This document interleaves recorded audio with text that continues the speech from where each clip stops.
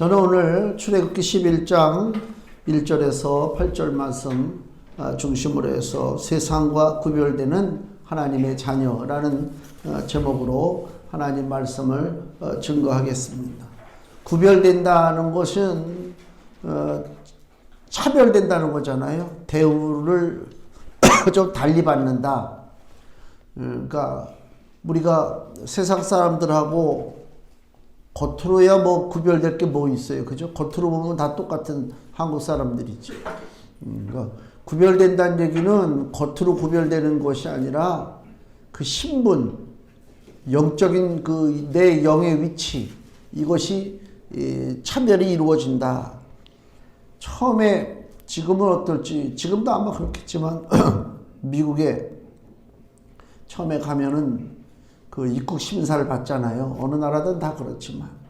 근데 미국 가서 느낀 게 이렇게 입국 심사 줄을 쓸 때 이쪽은 시티즌, 시민권을 가지고 있는 사람들이 줄을 쓰고 이쪽에는 넌 시티즌이라고 그래가지고 외국 사람들 줄을 서요.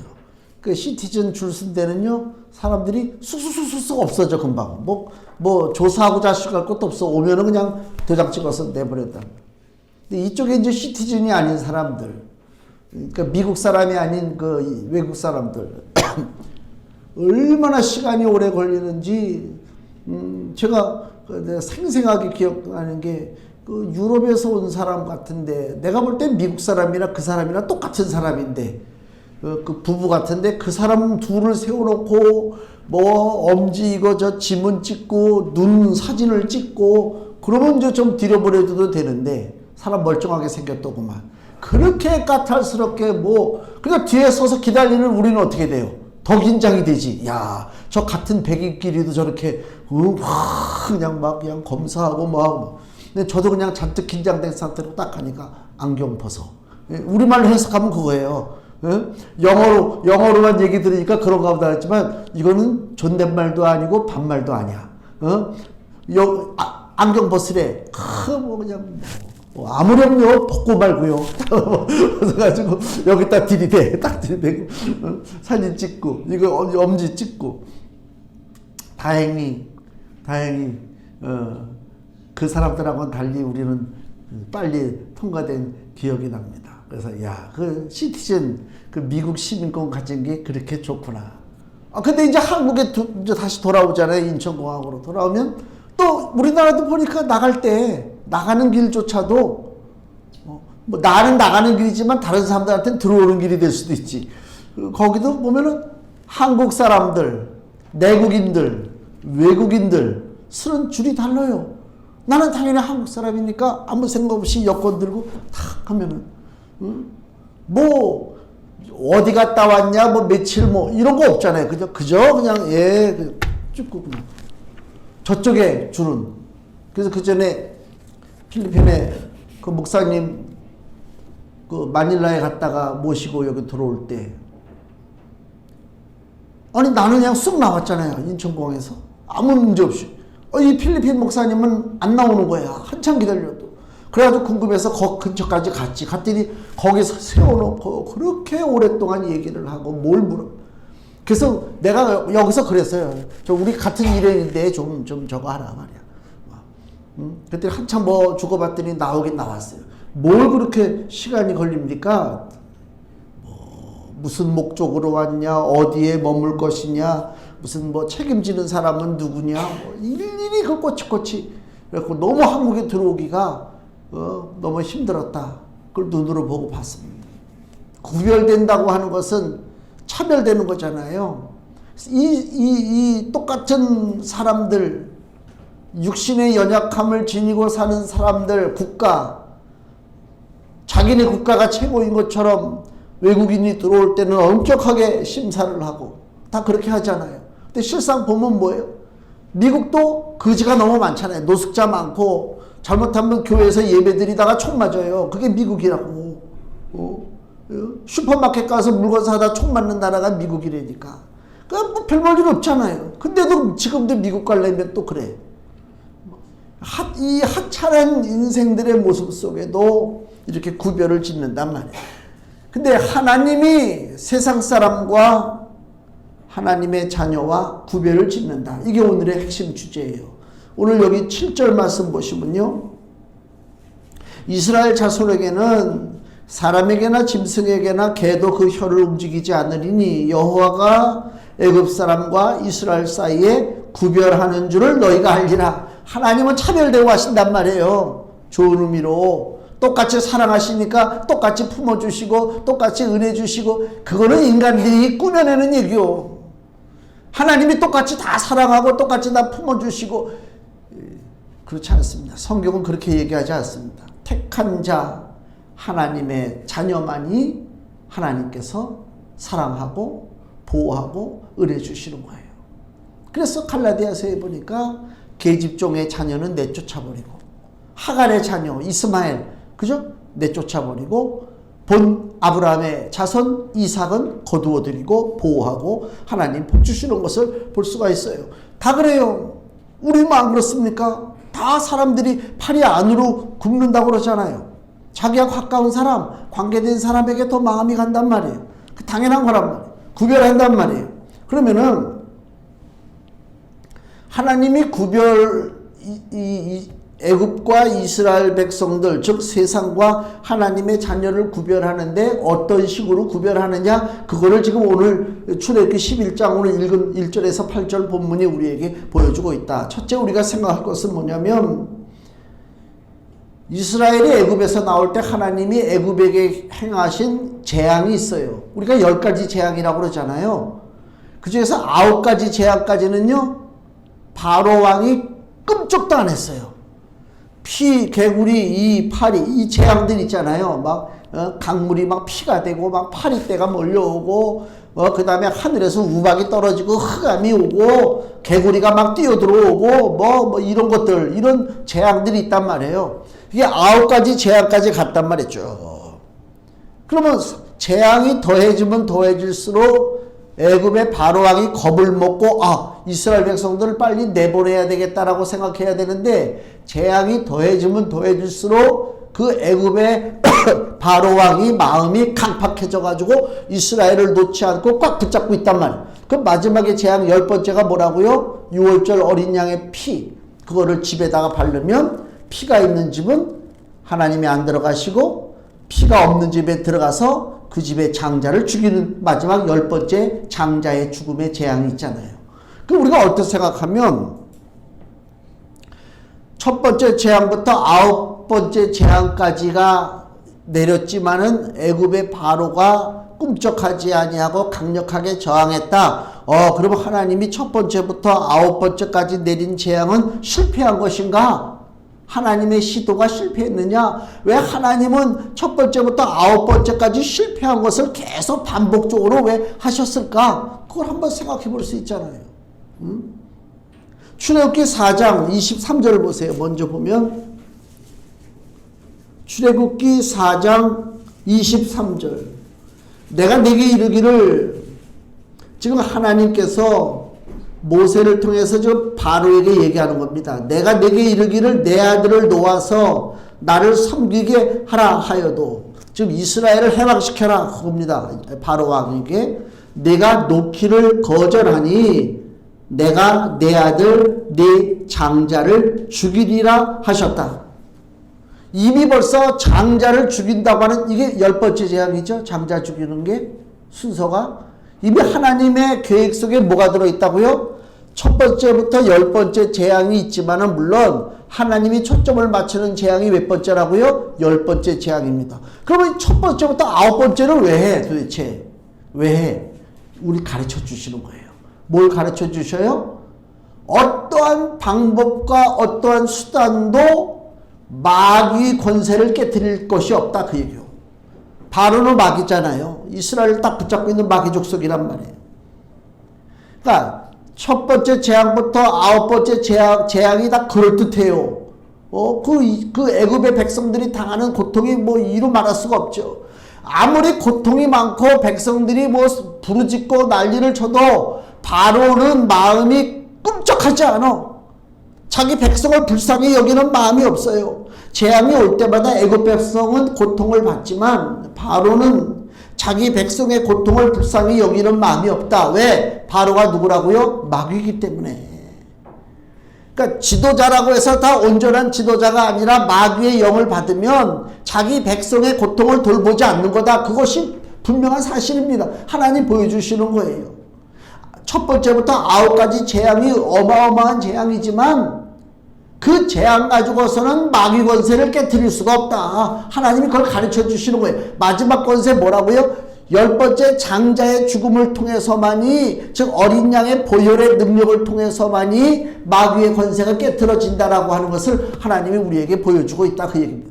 그러니까 더 쉽게 얘기하면 우리 믿음의 사람들이 이 땅에 살아가는데 많은 일들을 겪잖아요. 뭐 경제적인 문제, 육신의 질병의 문제, 사랑과의 문제, 뭐 여러 가지 많은 문제를 겪는데 최종 해결책이 무엇이냐?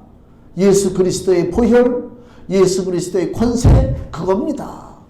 그러니까 세상 사람과 우리가 무엇으로 인해서 구별되고 세상 사람과 우리가 무엇으로 인해서 차별되느냐? 뭐 어떤 거룩한 옷을 입고 다니고 성경책을 옆에다 끼고 다니는 것으로 구별되는 것이 아니라 우리에게 있어서 최종 권세, 최종적인 그 열쇠의 키, 이건 뭐라고요? 예수 그리스도라. 우린 그렇게 알고 산단 말이에요. 세상 사람들은 최종 권세가 뭐예요?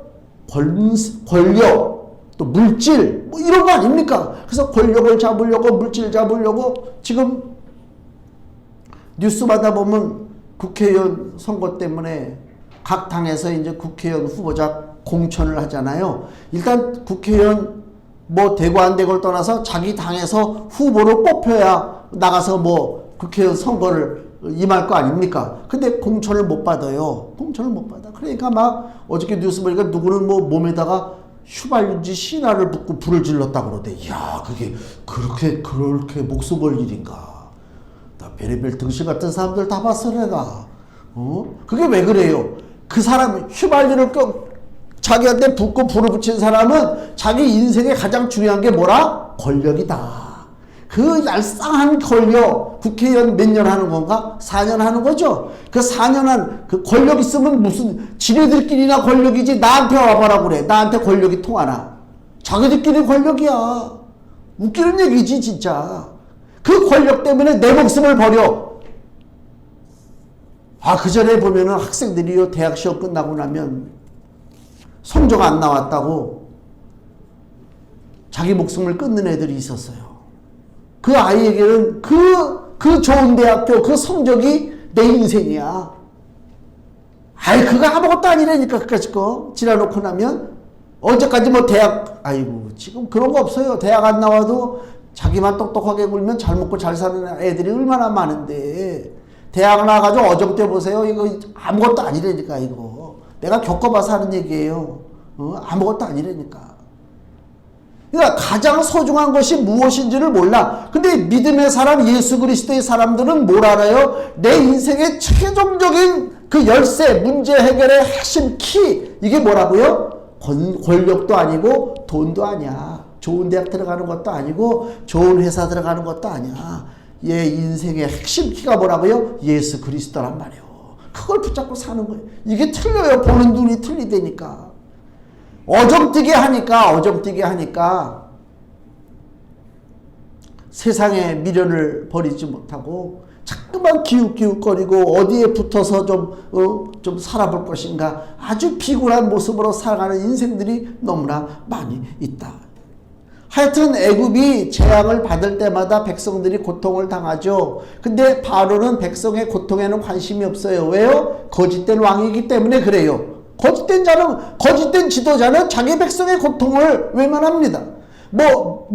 영웅들 얘기하면 징기스칸 나오고 나폴레옹 얘기 나오잖아요. 나는 다 그거 틀려먹은 인간들이라고 그래요. 왜? 그 나폴레옹만 해도 그 유럽, 그냥 먹고 살기도 힘드는데 그 농사 짓는 사람들 다 군인으로 끌어다가 유럽에 전쟁을 일으킨 사람이 누구라고요? 그게 나폴레옹입니다. 여러 가지 긍정적인 면도 얘기하고 있지만 지금 시대에 와서 봤을 때 그게 무슨 차이가 있는데, 나폴레옹이 대프랑스 제국을 건설해가지고 유럽이 뭘 얼마나 발달했다고, 지지고 먹고 서로 죽이기만 했지. 왜 나폴레옹이 그러면 그 군대를 모아다가 왜 전쟁을 했을까요? 자기가 잘 먹고 잘 살려고요? 거짓된 지도자의 심령 속에 마귀가 역사하기 때문에 그렇습니다. 이 땅의 유일한 우리의 지도자, 마귀의 능력을 받지 않는, 악한 영의 이끌림을 받지 않는 온전한 지도자가 누구냐? 주 예수 그리스도란 말입니다. 마태복음 1장 21절에 예수께서 태어나실 때 뭐라고 했어요? 저가 아들을 낳으리니 그 아들 이름이 뭐라고요? 예수라. 이는 저가 자기 백성을 죄에서 구원할 자라. 예수님은 이 땅에 오시는 목적이 뭐라고요? 자기 나라를 확장시켜서 잘 먹고 잘 살고 군사력을 자랑하고 이것 때문에 예수님이 오신 것이 아니라 예수님의 오신 목적은 자기 백성의 죄에서 그 백성들을 끄집어내어 구원하려고 하는 것이 예수님의 뜻입니다. 백성을 불쌍히 여긴다. 왜? 죄 가운데 살면 고통으로 멸망당할 수밖에 없기 때문에 그런 것입니다. 주님이 우리를 사랑하셔요. 그 사랑은요, 말로만 사랑하는 게 아니에요. 사랑한다, 사랑한다.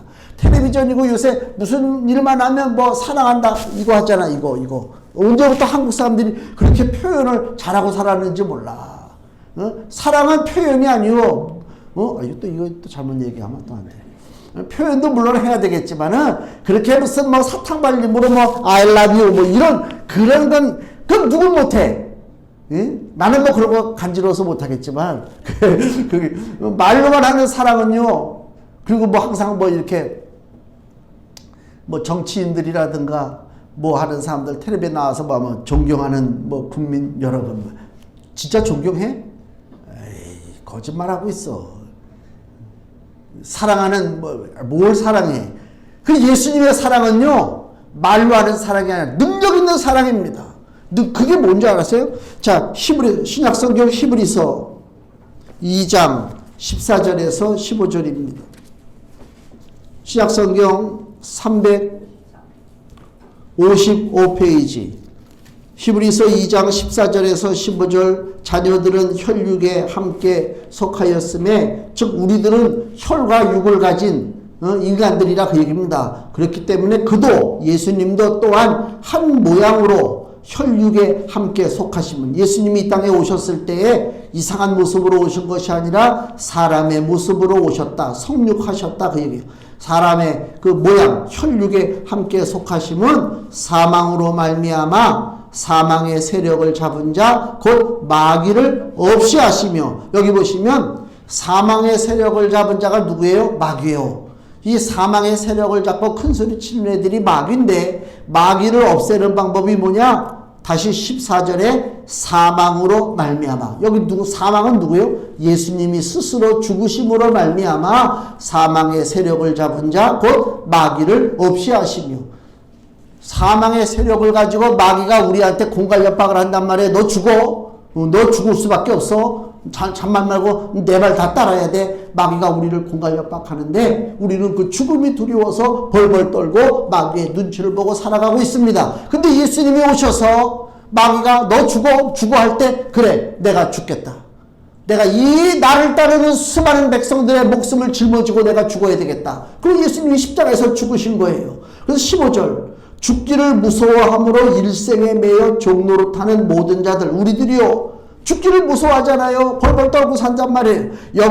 죽기를 무서워함으로 일생 즉 평생에 매여 종노릇하는 마귀 눈치 보고 사는 모든 자들을 어떻다고요? 놓아 주려 하심이니 예수님께서 우리에게 보여주시는 거예요.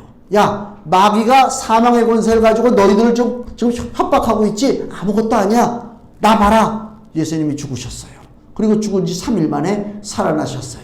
그거 뭐예요? 사망 권세를 깨트렸다 그 얘기예요. 그걸 누구에게 보여준다고요? 우리에게 보여주는 거예요. 사망 권세는 깨트리지 못할 것이 아니라 사망 권세는 깨트릴 수 있는 것이다. 그렇기 때문에 두려워하지 말라. 우리나라 그전에 사람이 죽으면요 초상 치를 때 상여가 가면서 땅그랑 이제 가면 언제 오라 아이고 그랬어요. 이제 가면 언제 오라가 아니라 이제 가도 반드시 돌아올 줄로 믿습니다. 그게 예수 그리스도의 부활의 신앙이란 말이에요.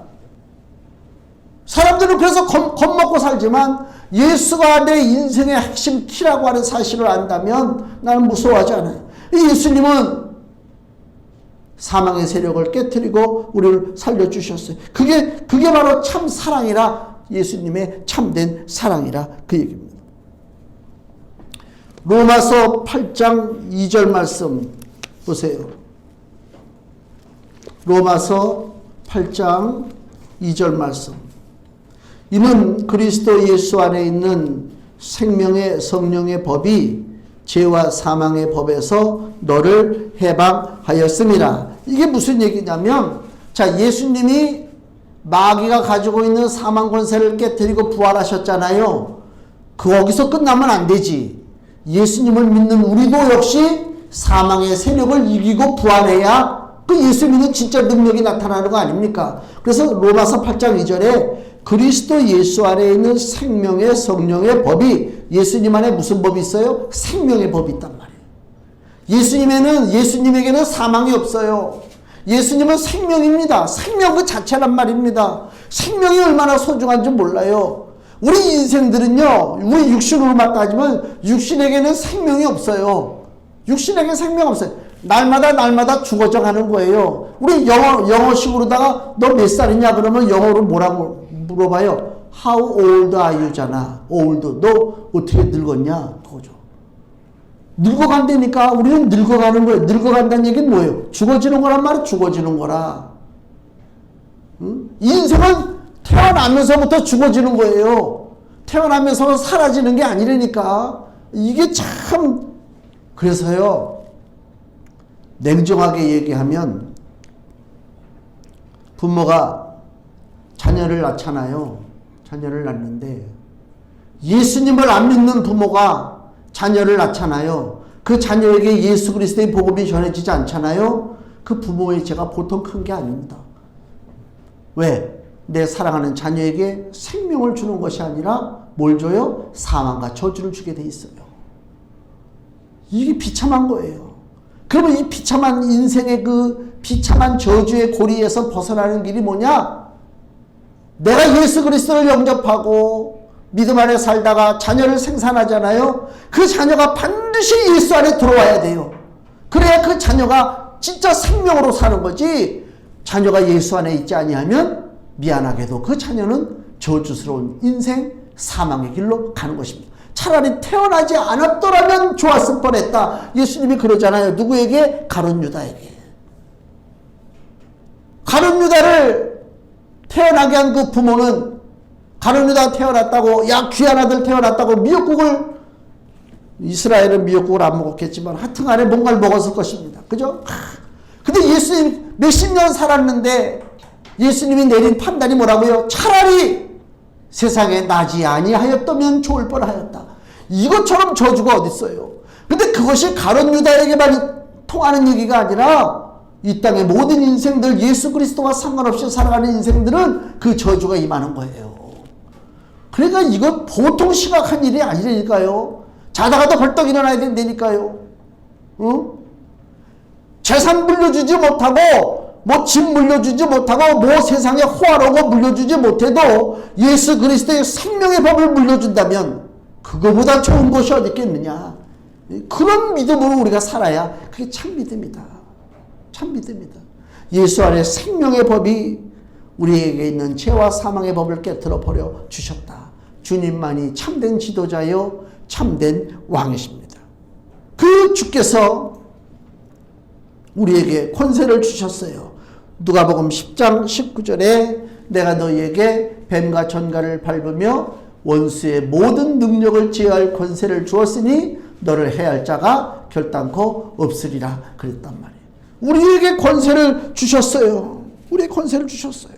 하나님 자녀의 권세를 줬단 말이에요. 요한복음 1장 12절 영접하는 자고 그 이름을 믿는 자들에게는 하나님의 자녀가 되는 권세를 주셨으니, 하나님의 자녀가 되는 권세가 뭐예요? 하나님의 자녀가 갖고 있는 권세예요. 무슨 권세? 예수 권세란 말이에요. 예수 능력의 권세란 말이에요. 누가복음 15장에 보면 그 돌아온 탕자 이야기가 있잖아요. 참 그 탕자 이야기 속에 수많은 진리가 숨어져 있는데, 둘째 아들이 재산 말아먹고 돌아왔잖아요. 내 아버지 앞에 죄를 고백하리라. 그리고 돌아왔단 말이에요. 누가복음 15장을 보면요. 15장 21절. 누가복음 15장 21절. 아들이 가로되 아버지여 내가 하늘과 아버지께 죄를 얻어 싸우니 지금부터는 아버지의 아들이라 일컬음을 감당치 못하겠나이다. 둘째 아들이 아버지한테 와서 지금 뭐래요? 회개하는 거예요. 하나님 자녀의 권세는 뭔지 아세요? 회개하는 권세예요. 우리 죄 짓고 살아요. 우리라고 어떻게 죄를 안 져요? 못된 생각, 못된 행동, 못된 언어, 그거 그렇게 하고 살 때가 많죠. 근데 세상 사람과 다를 건 뭐라고요? 우리는 아버지 앞에 나가서 내 죄를 고백할 수가 있어요. 그럼 아버지는요 어떻게 해요? 여기 누가복음 15장 22절, 아버지는 종들에게 이르되 제일 좋은 옷을 내어다가 입히고 손에 가락지를 끼우고 발에 신을 신기라, 이거예요. 자식놈이 재산 다 말아먹고 왔어요. 아버지 내 죄 졌는데 어떡하죠? 야, 이놈은 썩어질 놈아. 그게 아니죠. 잔치를 벌렸어요. 이게 하나님 자녀의 권세예요. 하나님 자녀 권세. 세상 자녀는 그러지 못해요. 세상 종은 그러지 못해. 만약에 종이 주인의 재산을 가지고 나가서 말아먹고 돌아왔다, 회개도 못하겠지만 받아주지도 않지. 이 둘째 아들이 용서받고 아버지의 잔치자리에 참여한 것은 뭐라고요? 그 아버지의 아들이기 때문에 그래요. 그 아들의 권세가 있기 때문에 그렇다, 그 얘기입니다. 그 자녀의 권세가 이렇게 어마어마합니다. 죄 용서받고 잔치에 참여합니다. 하나님께서 이스라엘 백성들에게 지금 그 애굽의 재앙 속에서 이스라엘과 애굽을 구별해 주셨어요. 다시 7절 말씀, 이스라엘 자손에게는 사람에게나 짐승에게나 개도 그 혀를 움직이지 않으리니, 이게 6월절 밤의 사건입니다. 지금 애굽의 장자들, 뭐 종의 장자가 됐던 가축의 맞새끼가 됐든 간에 장자는 다 죽습니다. 바로의 장자도. 그러나 이스라엘은 털끝 하나 건드리지 않습니다. 개도 짖지 않는데요. 이스라엘에 사는 동네는 조용해요. 애굽이 사는 동네는 막 울고불고 난리가 나요. 사람이 죽어가니까 난리가 났고, 이스라엘 백성들 사는 데는 개도 그 혀를 움직이지 않는다. 개도 짖지 않는다. 하나님 그렇게 말씀하시는 거예요. 왜요? 여호와가 애굽 사람과 이스라엘 사이에 구별하는 줄을 너희가 알리라. 하나님이 구별하십니다. 무엇으로 구별한다고요? 어린 양의 피가 있느냐 없느냐, 딱 그거 하나예요. 예수가 있느냐 없느냐, 그게 구별하는 거예요. 그 집이 뭐, 야 거기 좋은데 어디 직장생활 멋있는데 해가지고 날마다 휴가는 저 하와이로 가고 사이판으로 가고, 야 부럽대. 그게 아니고요. 그 집이 예수가 있느냐, 그 집 안에 예수가 있느냐, 그리스도께서 그 집에 자정하시느냐, 그게 가장 중요하다, 그 얘기입니다. 애국과 이스라엘이 구별될 때에 본문의 2절 3절 하나님의 은혜가 더합니다.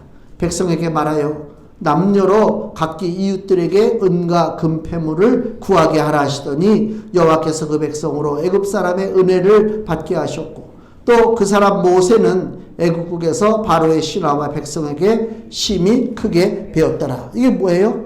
이스라엘 백성들이 애굽에서 떠나는 날 애굽 사람들에게 요청하는 거예요. 은을 달라, 금을 달라, 옷을 달라, 당당하게. 불과 며칠 전까지만 해도 이스라엘 사람들은 모여 애굽에서 종료, 노예 두드러 맞고 일하는 신세란 말이에요. 근데 갑자기 몇 시간 만에 바뀌었어요, 위치가. 그 이스라엘 백성들이 나갈 때 무서워서 살살 피해서 나가는 것이 아니라 이제는 당당하게 내 몫을 달라, 은을 달라, 금을 달라, 옷을 달라. 마치 승리한 군대가 노획물을 차지한 것처럼 애굽에게 필요한 것을 요구한단 말입니다. 하나님이 어떻게 하셨기에 구별된 백성에게 하나님께서 먹여주시고 입혀주시고 먹을 것을 다 주신다, 그 얘기입니다. 그러니까 신앙은요 순서가 있어요. 무슨 순서냐면, 제가 제 유튜브 설교를 이렇게 보면서 보니까 잘못 오해하면, 제 설교를 잘못 오해하면 육신적인 것은 다 필요 없고 영적인 것만 전부다, 하늘나라 것만 전부다 라고 오해할 수도 있는 분야가 많더라고요. 근데 제가 다시 한번 얘기하는데, 우선순위요. 예수 믿는 사람이 육신적으로 그냥 형편없이 그냥 뭐 고통당하고, 물론 다 하나님의 온전하실 뜻을 우리가 알 수는 없지만, 예수 믿는 사람이 가난하게 살고 고통당하고 뭐하고, 그게 아니고 우선순위가 있는데 첫째가 뭐라고요? 영적으로 구별돼야 된다. 예수 그리스도 안에서 하나님의 참 백성으로 구별돼서 그 세상으로부터 나와야 된다. 그 얘기입니다. 영적인 구별이 있어야 돼요. 그 다음에 영적인 구별이 있고 난 다음에 뭐가 임해요? 하나님의 온전하신 은혜가 임하는데 그 은혜 속에 뭐가 있다고요? 은이 있고 금이 있고 옷이 있고 모든 세상의 만물이 그 안에 있다. 그 얘기입니다.